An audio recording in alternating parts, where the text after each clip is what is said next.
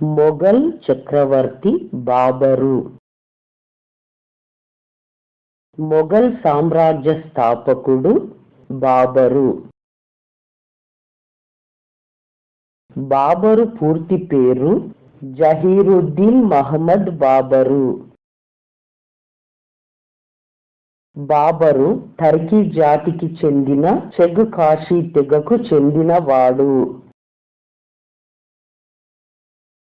మొఘల్ సామ్రాజ్యం క్రీస్తు శకం 1526లో స్థాపించబడింది.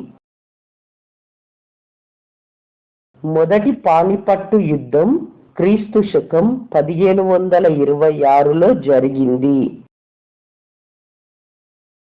మొదటి పానిపట్టు యుద్ధం ఇబ్రహీం లోడి బాబరుకు మధ్య జరిగింది.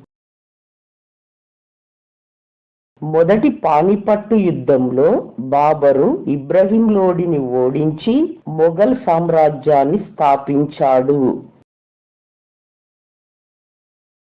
బాబరుకు విజయ పరంపరలను సాధించి పెట్టిన సైన్య విభాగము ఫిరంగి దళము. బాబరు పరిపాలనా కాలం క్రీస్తు శకం 1520 నుండి 1530 వరకు. బాబరు టర్కీ భాషలో రచించిన స్వీయ చరిత్ర తుజక్-ఇ-బాబరీ. కల్విహా యుద్ధం క్రీస్తు శకం 1527లో జరిగింది. కల్విహా యుద్ధం బాబరు రాణా సంగ్రామసింహుడి మధ్య జరిగింది. కల్విహా యుద్ధంలో రాణా సంగ్రామసింహుడిపై బాబరు విజయం సాధించాడు. బాబరు కుమారుడు హుమాయూన్.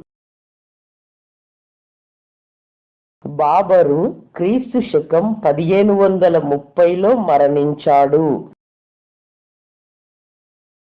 బాబరు తర్వాత మొఘల్ సామ్రాజ్య సింహాసనాన్ని అధిష్ఠించినది హుమాయూన్.